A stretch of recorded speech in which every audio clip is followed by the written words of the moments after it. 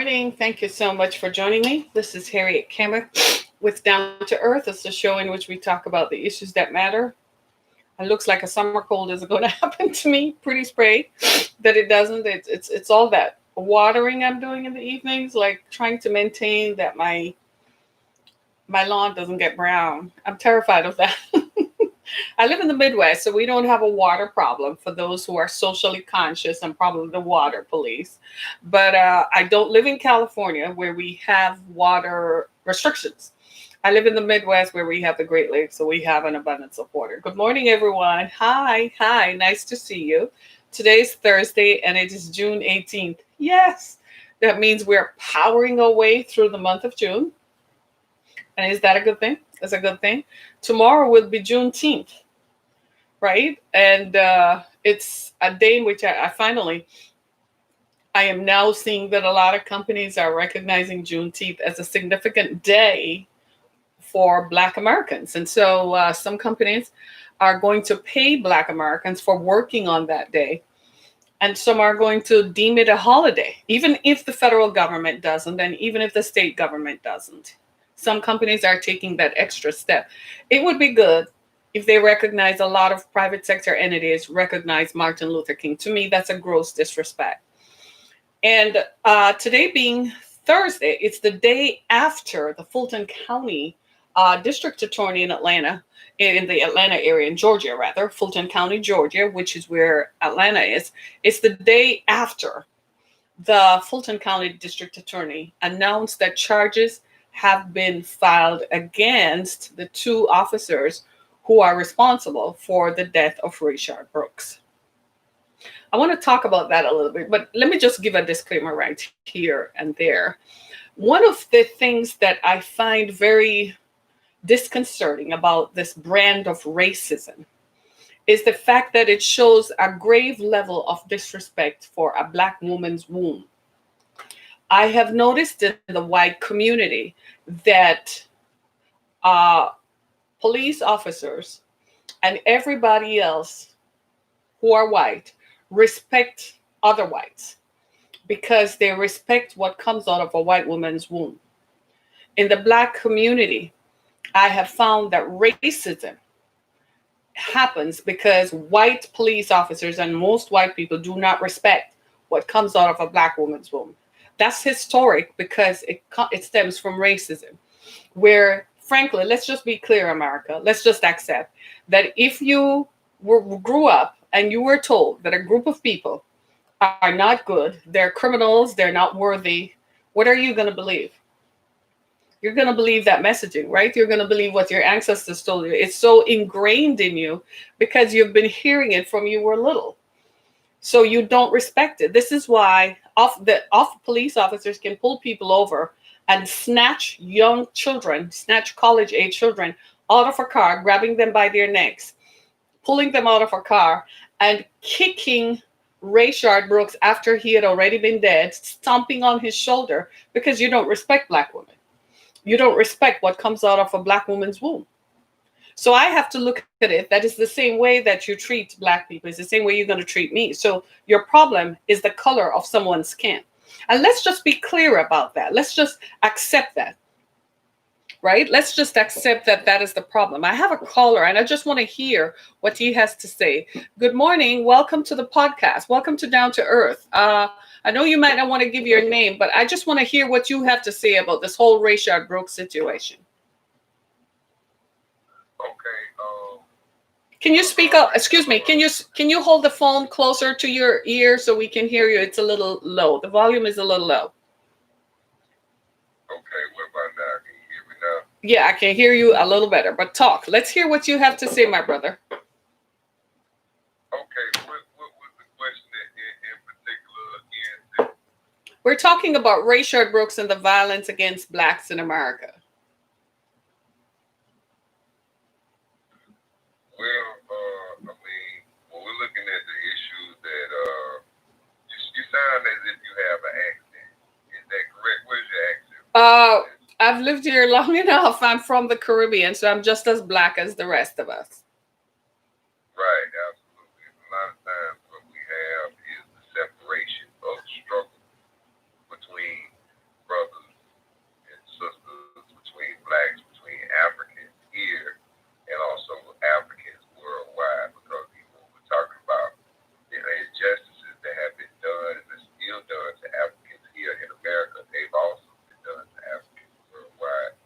Well, we commonly refer to that as we commonly refer to that ideology as divide and conquer.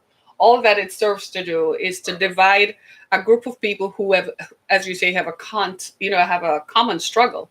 And if you separate them, then they will not be unified. So they can't work together to overthrow or to minimize and mitigate the system of racism. Well, let me hear what you have to say, because I'm sure you have a lot to say. And that's true, and that's what the whole purpose is. We have to look at the very fact that we are in at war, even in the tactic deploy of the whole COVID thing. We didn't get to understand that enough because we as black folk here in America and also globally, we've been attacked by various different things. And a lot of times we don't know if it's natural or if it's imposed. Because even when they said crack hit our neighborhood, what we found out with further analysis and studying is that somebody actually set it up for those drugs to be put into our community. So it wasn't as natural as what we thought. Just as when these protests were going on, they got all these protests, but a lot of the young kids were saying, hey, down at the protest, they have pallets of bricks already ready. You understand? So this is a little, it's a coerced situation. So when we're looking at what we're seeing going on with black folk here in America, it is the one, as we stated, they want us to be divided and conquered. Because now we, even when I was in the church, when I was a Christian, we had so many different categories or sanctions within the church. Right. You had the AME, you had the Methodists, you had the Baptists, and if you look at it, the Methodists did so, even though they went by the same Bible, they were so separate. Or we don't do what the AMEs do, and and it's the same thing when they talk about the Willie Lynch letter, whether it's true or not true. I can understand the mentality that the Europeans was actually trying to promote to us as African people. Putting the shorter one against the tall one, with the dark skin one against the lighter one. And when we're looking at our issues here in America, we can't wait for the European to fix it because he's the one to put us in it. Okay? We can't wait for any outside people to come fix our problem, a problem that has been plaguing us for so long. We can't wait on other people that. So what do you think is if we can't wait on others, what do you think the solution should be? We have to educate ourselves. With us as black people, we are not aware of who we are. Therefore, we can't really love who the Creator created us. So you're saying that self-awareness. So are you saying that self-awareness is the key, is one of the tools that we need to overcome racism? That's the most important. That's the most important. Okay. Even if we kill all white people, we still have, the internal racism, where many of us have been trained by the very European that we don't like, and therefore you still carrying about the racism, against each other, the internal racism that you would share against each other. I think that would still be there. Mm-hmm. In an actuality. All right. Well, thank you so much. Continue listening. Thank you so much for your contribution. I really appreciate that. I'm going to do something about that. Thanks so much, sir.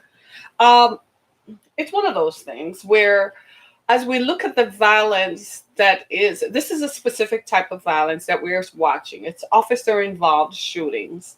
It's enhanced because of an atmosphere and an environment of racism that promotes the ideology that Black people are inferior and white people are superior.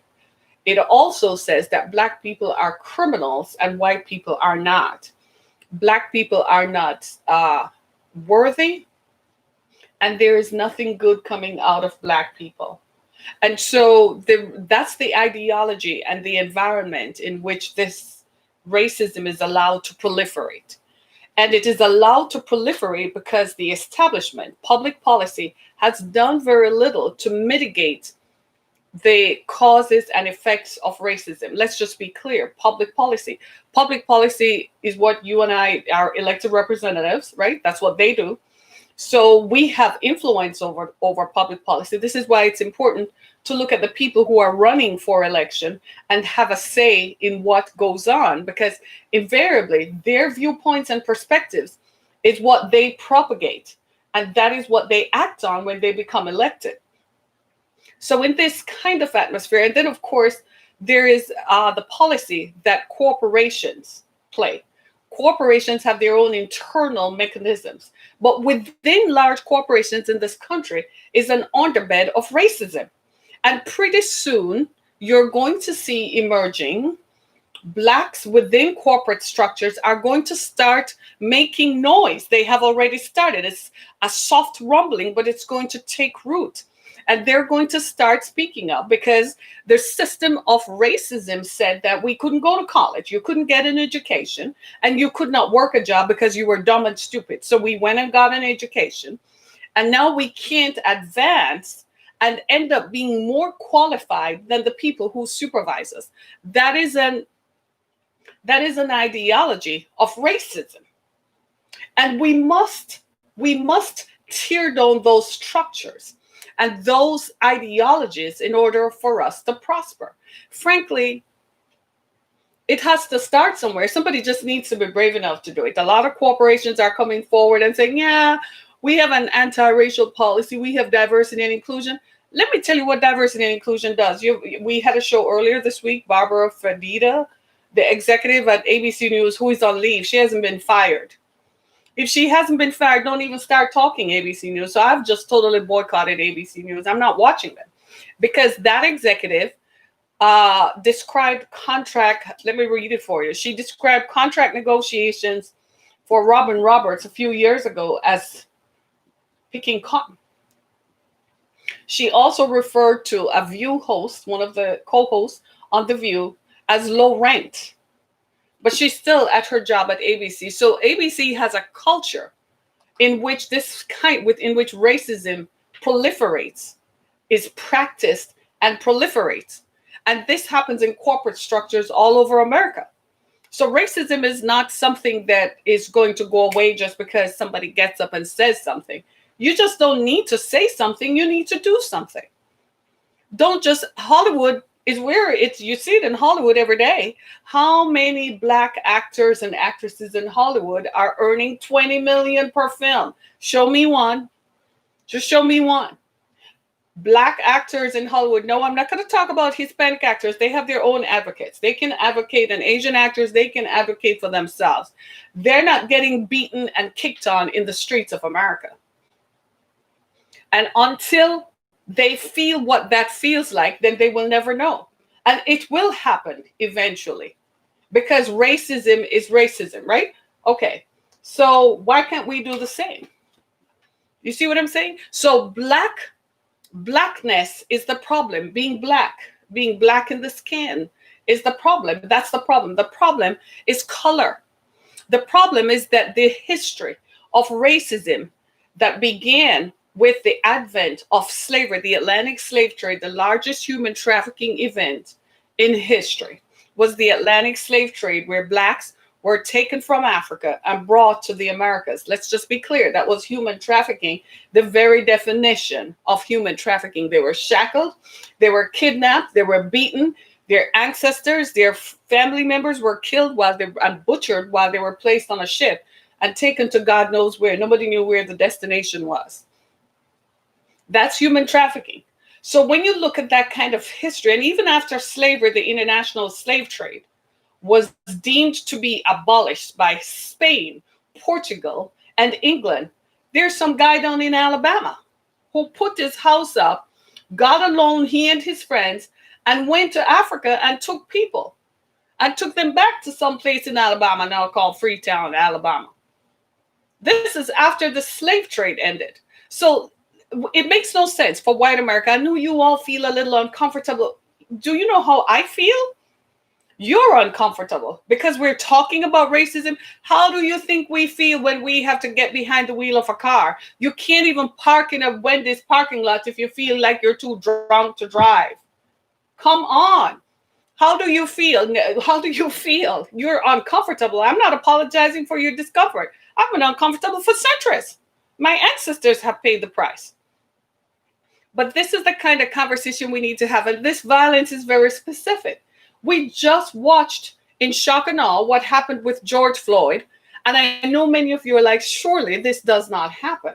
But then here comes the Fulton County District Attorney yesterday saying that Rayshard Brooks was stomped on. They stood on him, broke his shoulder after he was shot. And the same officer proceeded to fire shots at the occupants of another vehicle. Now, the Georgia Bureau of Investigation says that they haven't fully finished their investigation and they think it was premature of the DA to file charges. And I'm like, we don't need your concurrence. We saw the video. People were interviewed and they said that this happened. What the hell more do you want? It was the same thing with Ahmaud Arbery. The Georgia Bureau of Investigation did not file any charges against the people until the public rose up. So whose side is the GBI on? They seem to be constantly and consistently on the side of racism. Come on, dudes. Don't expect us to believe anything else. What do you think this is? 1955? Or is this 2020? Is this 2020? I must, hold on. I thought 2020 meant that things were going to be clearer.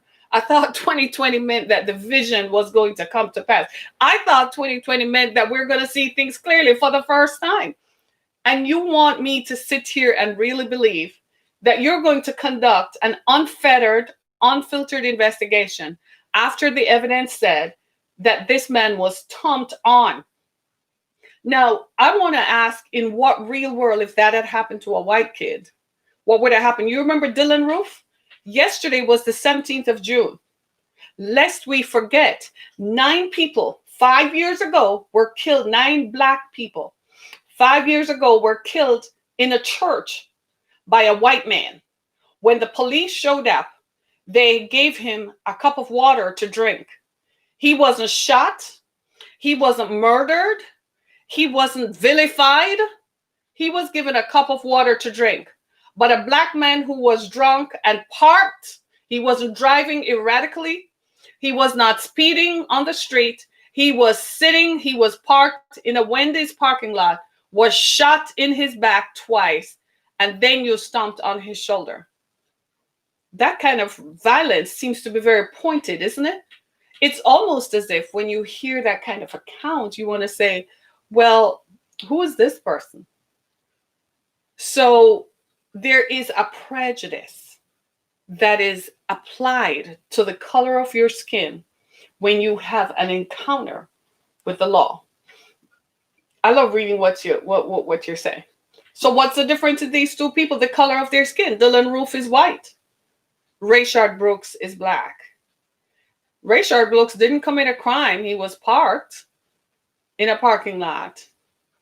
Dylan Roof shot and killed 9 people in a church. Now, they did welcome him. They didn't think he was coming to shoot them and kill them. They just thought he needed Jesus. And they welcomed him in. The difference, my friends, is color.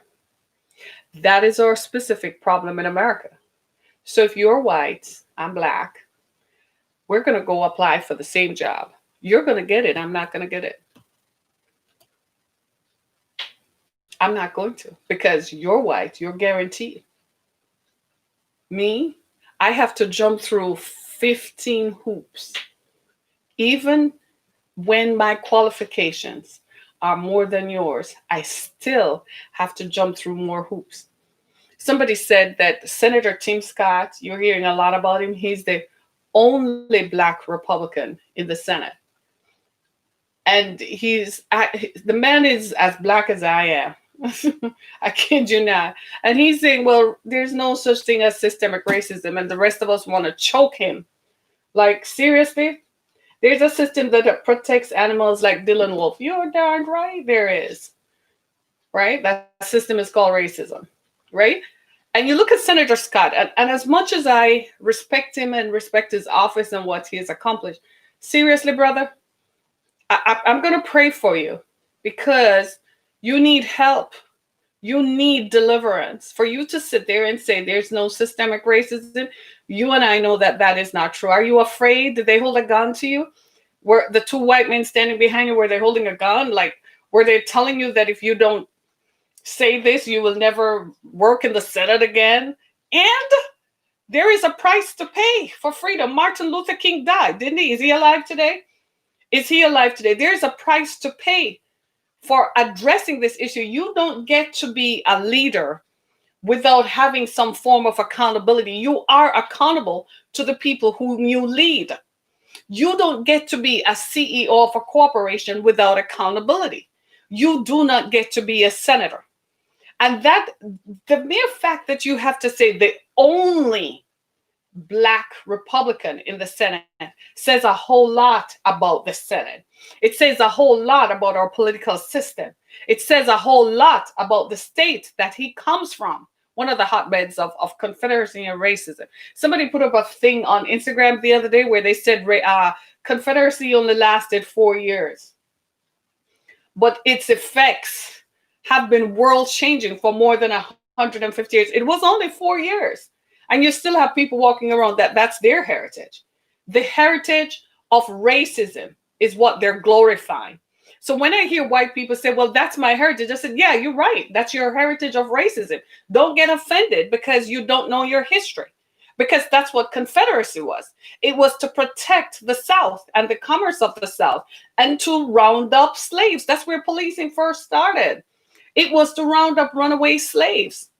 This is why I say we have to rebrand policing and we have to change the ideology, because perhaps what is happening, by the way, we didn't have these problems in the 70s and the 80s. This just started happening in the 90s. So it seems to me that policing changed. They allowed far right groups and they allowed the KKK to infiltrate the police. These are the bad actors who come from wherever they come from with their ideology, and they have become police officers. So the police officer who was neighborly, whom you and I used to wave at driving around and so on, he doesn't exist anymore.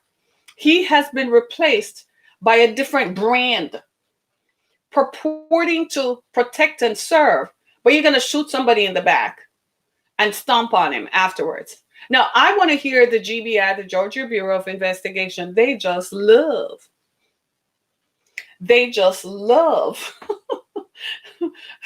to just insert themselves into things like, well, that information hasn't come out of us. Sit yourselves down. What more do you need to see than the video? The video was there. You have the tools at your disposal.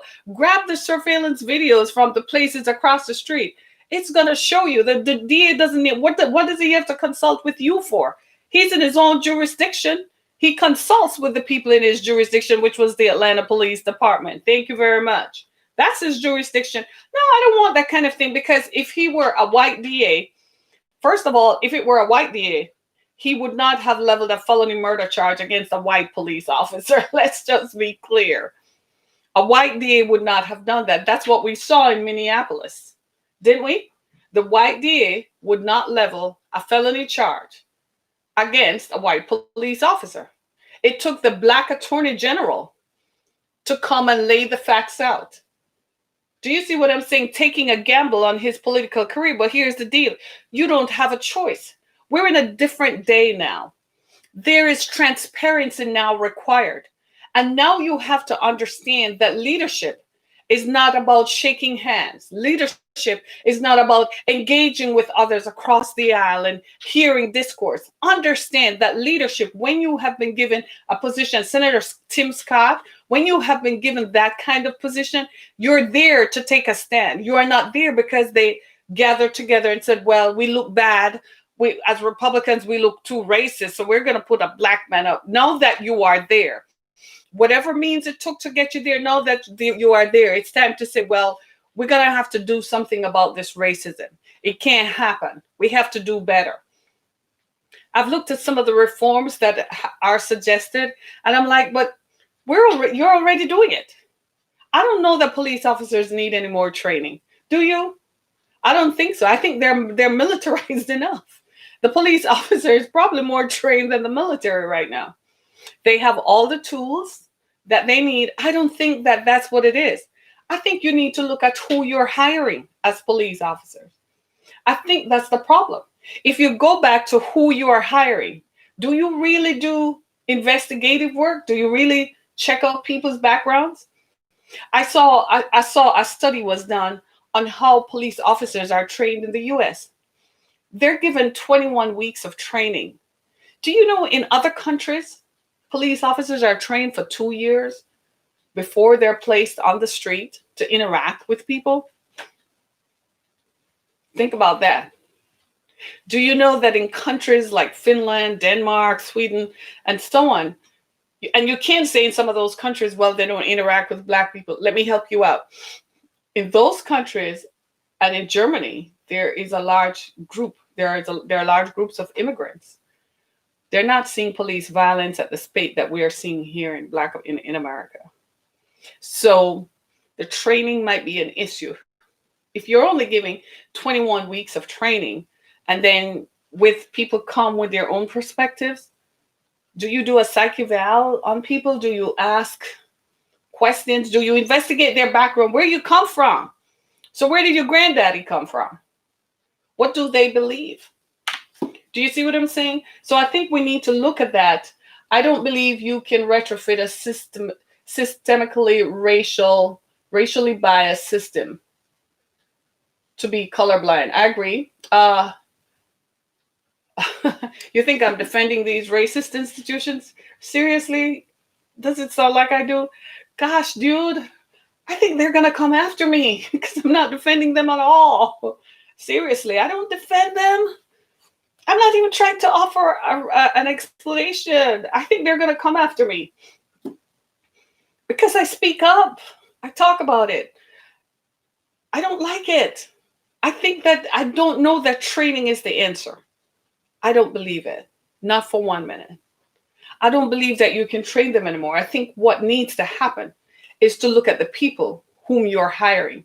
Now, as for those who are currently there, you need to go review their records. And if they are too many citizen complaints and too many excessive use of force complaints, you probably need to give them desk duty, but not let them interact with the public. Let's just be clear. They might have violent tendencies.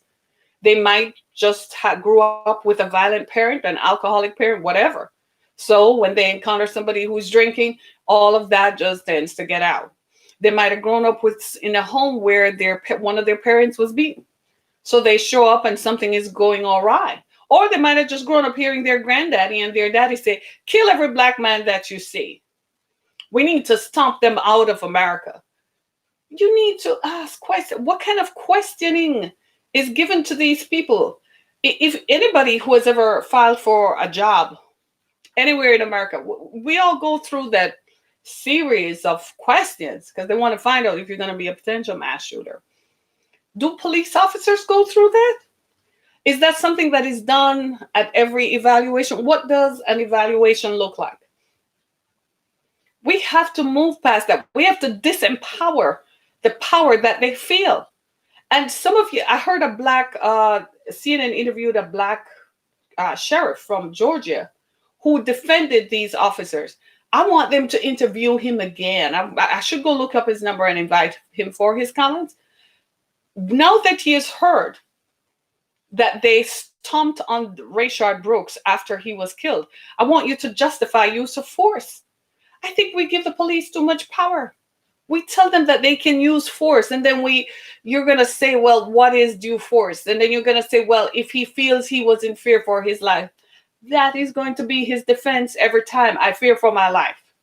So I'm driving down the street. They pull me over.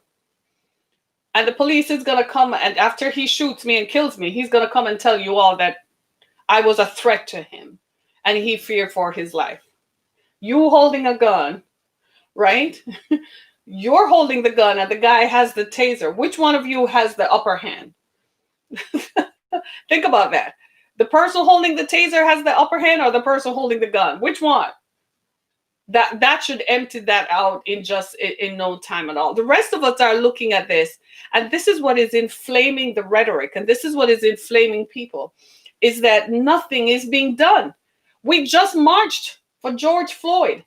Here we are with Rayshard Brooks 2 weeks later, as if George Floyd didn't happen, as if this violence is not going to stop, as if it is okay to have open season on Black people. Is that what this is coming down to? Is that what this is? And now the Georgia Bureau of Investigation, who has no integrity at all, because Ahmaud Arbery's investigation and the video was there, you had it all, and you still didn't press charges against 2 white men who shot a Black man until public pressure and outcry. And now you want me to believe that the police officer, the former police officer who shot Rayshard Brooks twice, then stomped on him, that it's okay. You want me to believe that that didn't happen. So what, you're going to manipulate the investigation? Because a Black DA is saying so? That's really the problem. There is no justice. The justice is black and white. And if your skin is Black, you're going to end up in a system where the system is stacked against you. I can't forget Dylan Roof. Can you? I can't. Dylan Roof walked into a church. I haven't felt good about that since. Every time I go into a church service, I'm always looking behind me. I will sit. This is me sitting in a church service. I don't sit with my back to any door. I sit with my back to a corner so I can look both ways. Why? Because Dylan Roof attacked people who looked like me. Do you see what I'm saying? Yes, you do. Yes, white America, you do. We have a problem. And the problem is you don't want to talk about it because you're embarrassed and you feel bad and you really don't want to examine the roots, how this problem occurred. Because if you did, you would realize that, wow, maybe I contributed to that. Or you absolutely benefit from racism. You don't want to change that because you want to be free to drive down the street, smoking your blunt, snorting your cocaine, driving with your liquor, having sex with children, unfettered, with no accountability or any fear of ever being pulled over or being criminalized. White America, let's just be clear, you like it the way it is. And if the Blacks are raising up and talking about it, well, let's just give them their time of day. But at the end of the day, things are going to go back to normal because you want it that way. You like it that way. You want us continually oppressed because as long as we are oppressed, you have the upper hand. And the upper hand is a racist tool that clamps down, that causes Black people to lose their lives, that regardless of what they are. You have people within your own ranks. Everybody is not a CEO. Everybody is not like a Jimmy Carter in your ranks. You have people who are degenerates just the same. But as far as you're concerned, it's whoa, whoa, whoa, whoa, whoa, whoa. Let's just pull up right there. Let's just not go there. No, we are there. You pushed us to the limit. Now confront it. Now, the racism is so blanket. It's not just applicable to anybody because now they're painting Rayshard Brooks like a criminal. They're bringing up his background. They're saying he's reformed. So that is giving justification to the police for having pulled him over in the first place, for running his tags and running his driver's license and seeing his record and making assumptions based on his record, right? White people who have been to jail for child molestation don't get attacked. If they did, they wouldn't be living freely. White people who have committed white collar crimes, they don't get attacked because they wouldn't be living freely. They would live in fear of being pulled over. Hello, somebody. So, what about black people who have not committed crimes? Robin Roberts' only crime is that she's black. She works for ABC. She's an anchor for Good Morning America since 2005.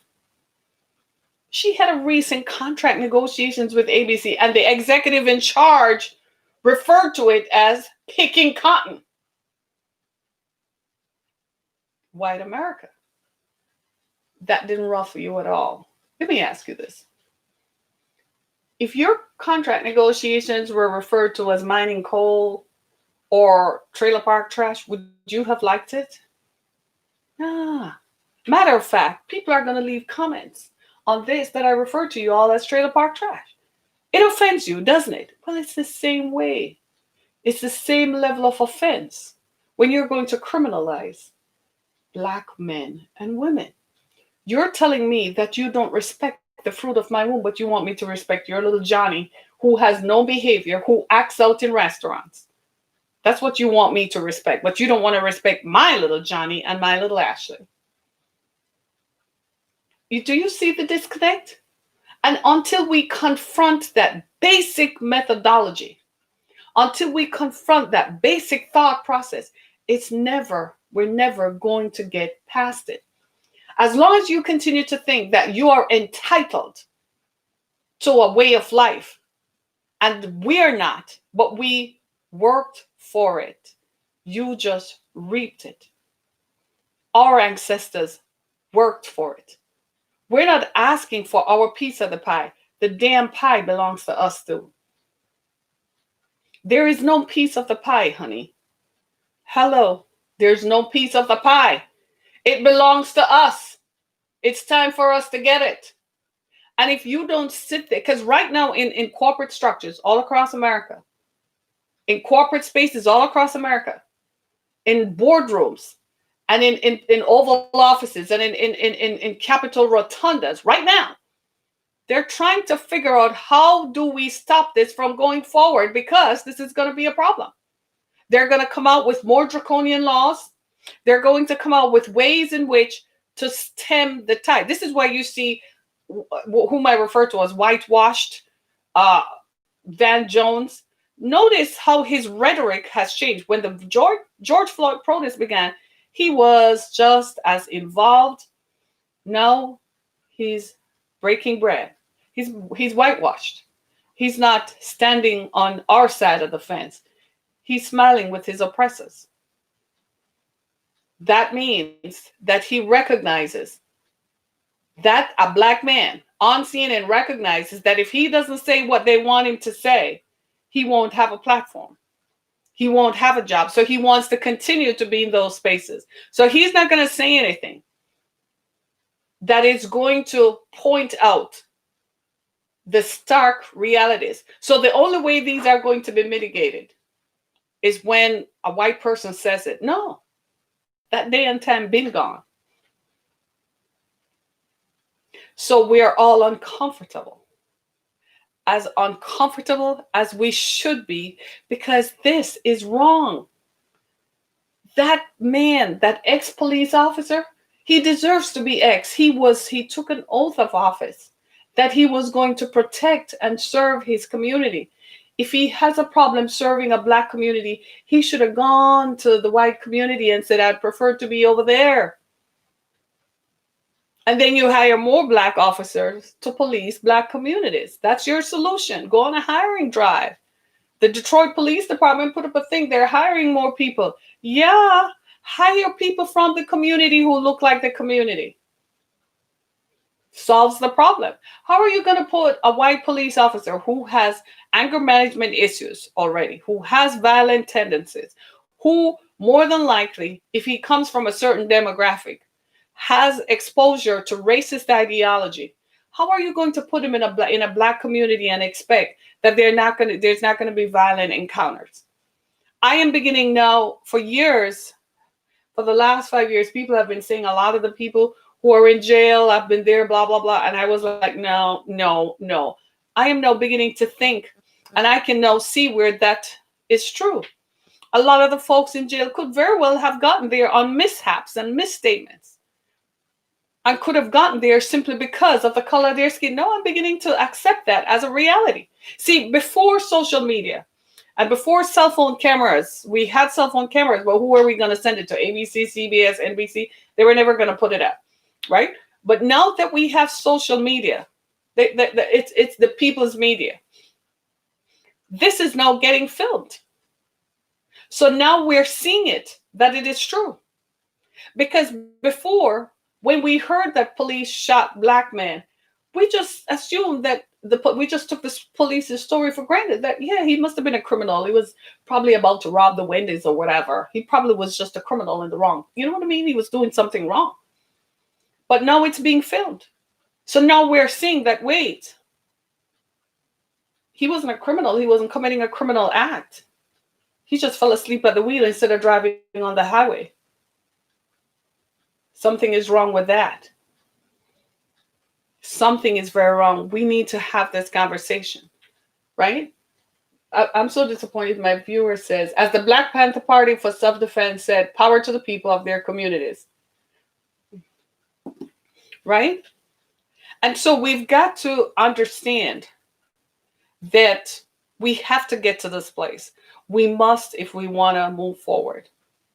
We don't have a choice, because there's going to be another Rayshard Brooks and another George Floyd. I said it when George Floyd happened. I said there's going to be another one, because the system that promotes the ideology, the system, the ideology, the environment that promotes this, that instigates this, still exists right now in police chambers and police locker rooms across the country.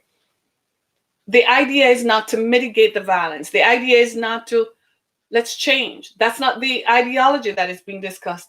It's, how can I go and get revenge? That's the ideology. I'm going to lock up more of them. I'm going to kill more of them. And I'm going to go for that girl, Harriet Kimmick. I'm going to go for her.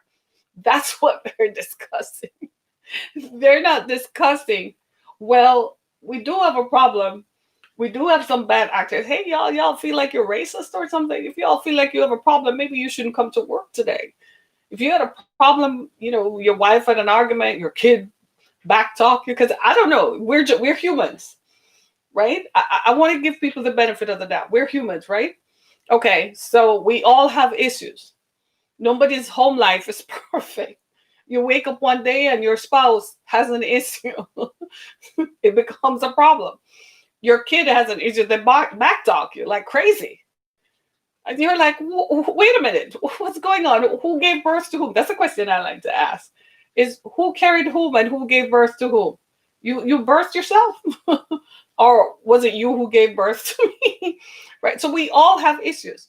That's not the conversation taking place. The conversation in police locker rooms are not about, let's try to mitigate this violence. Let them not say that we are bad. That's not what they're doing. Their conversation is, let's get revenge. Let's go back. They're calling us thugs. Let's go back. I was watching on CNN yesterday, the New York police commissioner. Man, that guy, he's trying real hard to look like he's friendly. He's not. His natural instinct is not to smile with the public. But he's trying. He disbanded a crime unit that had 600 plainclothes officers. And I'm like, that's the same crime unit who shot up Amadou Diallo 41 times in 1998. You all remember that? 1998, 99. You remember that? Okay, there's a documentary on Netflix. Y'all need to go watch it. That's the same crime unit, the plainclothes crime unit. Do you know how many people they have killed and shot up? How many people they have locked up for nothing? It's not that they fired them. They just redistributed them to other departments. So the same problem exists. The problem is in our minds and how we think. The problem is that we look at people and we place people in boxes. And the problem is we judge people based on the appearance of their skin. And because we continue to do that, we continue to face violence. We continue to experience violence because of the way that we think. Our ancestors are long gone. They died. They made mistakes. We don't want to change that. We don't want to address that because then that would mean that they're culpable. What are you all afraid of? Paying 40 acres and a mule at today's interest rates, at today's rates, how much would that be? Is that what you're afraid of? The country is rich enough. And frankly, until there is an ideology to change the thinking that you think the color of your skin makes you superior to me because of the color of my skin, that is the problem. You can give me 40 acres and a mule all day. It's still not going to change the way you think, but I'm going to take the 40 acres and a mule if you want to know the darn truth. Right? But the way that we think is the problem. And until we accept that and remedy that, it's not going to change anything. Look, we elected a black man. You heard the president say this week that there's no systemic racism because Barack Obama was elected president. Barack Obama got nothing done because of Mitch McConnell. Mitch McConnell was not going to get anything done. He decided he was going to railroad it. Their hatred of the man because of the color of his skin is why we're in this pickle and this mess. But how old is Mitch McConnell again? Past his 80s. So he's been around since God. So he's been around from the beginning of racism. I'm hypothesizing. As a matter of fact, Mitch McConnell is a descendant of slave owners. A past that he has tried to cover up, but the census records, they do say that. You can go look it up on the New York Times. Do you see what I'm saying? So with that kind of background, how do you expect him not to think the way he does? He just mirrors the problem. He's a public servant elected to serve the people, but he hated the people's choice.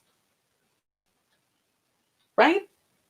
The police officer is paid to protect you and I, but he hates the color of your skin. Change the way that you do policing. It's not hard to do. It's not hard at all. You can't hire white cops to police black people. Wherever did we ever get that idea from? Do you know the police chief in Detroit says the same thing? He said, you got to hire people from the community. And I was like, why is that a novel idea? Hey, y'all, why is that a novel idea? Why?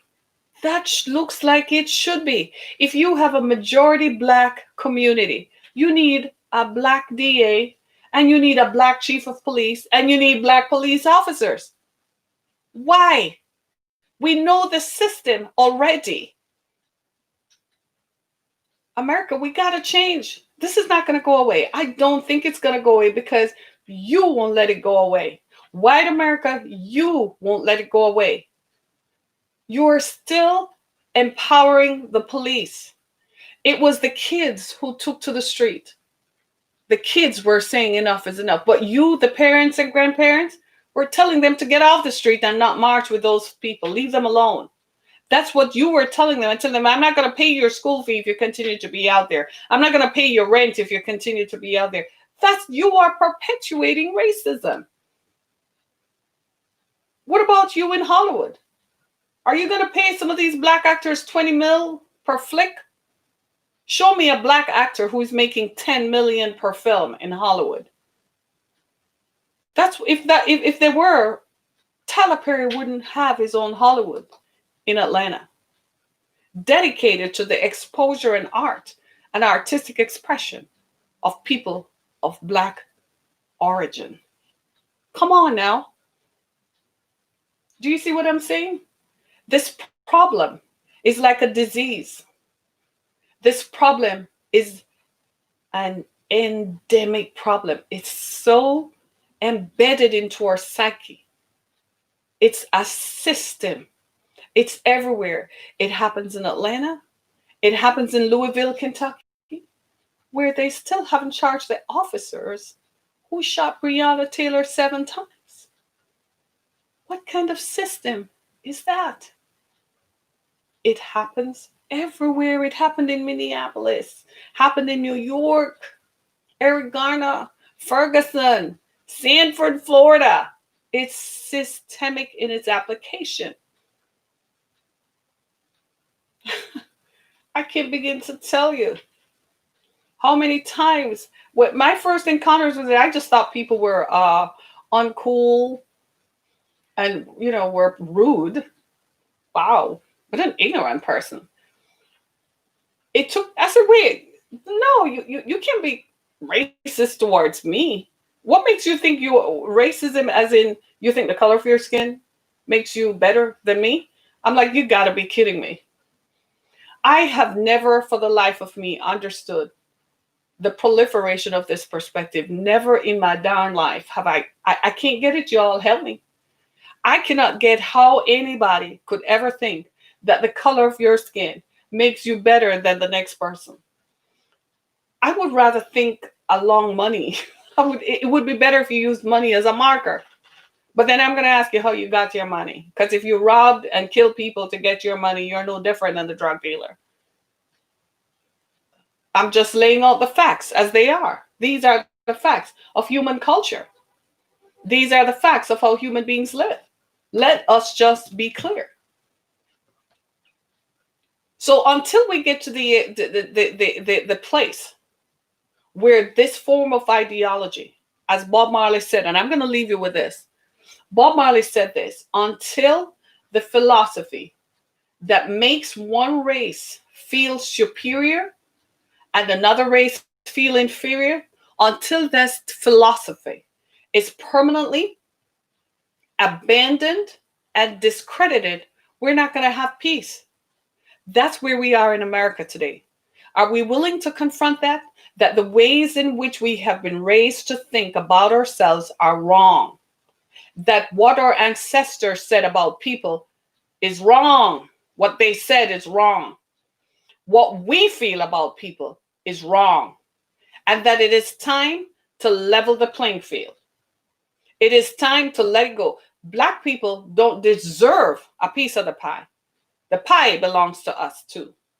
We worked for it. You just sat back and raped our great grandmothers and killed our great grandfathers. That's all you did. Let's just be clear about how this system operated and how it rolled out. So if anybody owns the pie or has the pie, it's Black Americans. Let's start right there. The second thing we need to accept is that you cannot send white police officers to police Black people. Let's accept that. Probably the nice police officers of a bygone era, they're dead and gone. The ones who exist today, whom you are hiring and who you like to say is a 20-year peace officer, peace my foot, show me his record. You can't tell police that they can say, I feared for my life. Then they're just going to make a mistake and shoot people and say it was a mistake, but they're not going to admit it was a mistake to shoot someone. They're going to say, I feared for my life. How you feared for your life and you have the gun? You had the gun. He had the taser. You had the gun. He had the taser. You had the gun.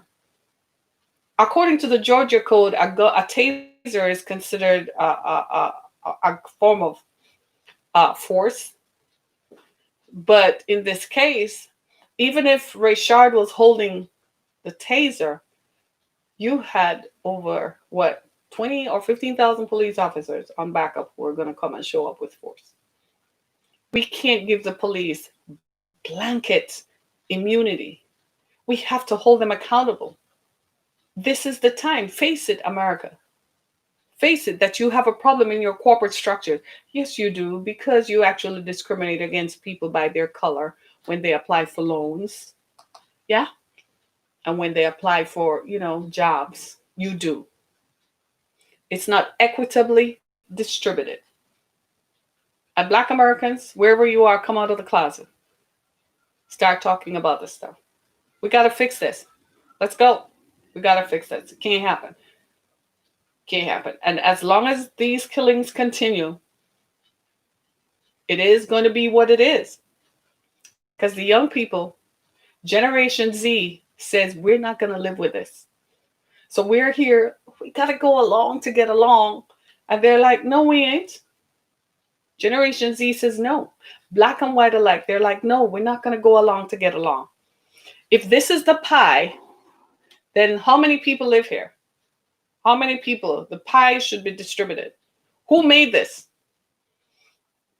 The Native Americans were here first. White people brought black people to enslave. Who worked to build this? All you Asians and so on who come here afterwards. Who built this? On the backs of black Americans who were beaten and killed. They were raped and pillaged. There's a story about epigenetics, and I leave you on this one. It's the science that controls how we experience violence from a bygone era, from our previous generations. The science says that if we're descendants of people who have been traumatized, we carry that in our DNA and are subject to being traumatized. Some of you are having nightmares. It dates back to what is in our DNA from the trauma that a previous generation experienced. This was first discovered by the Jews for Holocaust survivors and their descendants. The same is true for the descendants of slaves. It's not just about I can't breathe. That's powerful. But it's about if he can't breathe, we all can't breathe. That's my story. My name is Harriet Kimmick. Thank you so much for joining me. I encourage you to get my book, Through the Fire. It's available on Amazon.com and BarnesandNoble.com. Have you taken a copy? It's called Through the Fire. Nowadays, I'm beginning to think that as people of color, as Black people, we seem to be walking through the fire. So get my book, Through the Fire. It's available on Amazon.com and BarnesandNoble.com.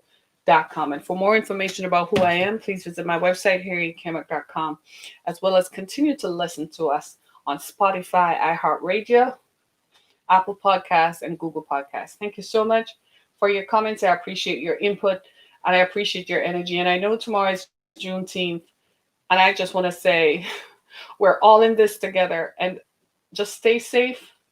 Is that good? Just stay safe. Want to see you come back tomorrow. We should not feel threatened. Don't feel threatened. We should be back tomorrow to celebrate Juneteenth. Thank you so much, everybody. Be blessed. Thanks so much. Be blessed, everybody.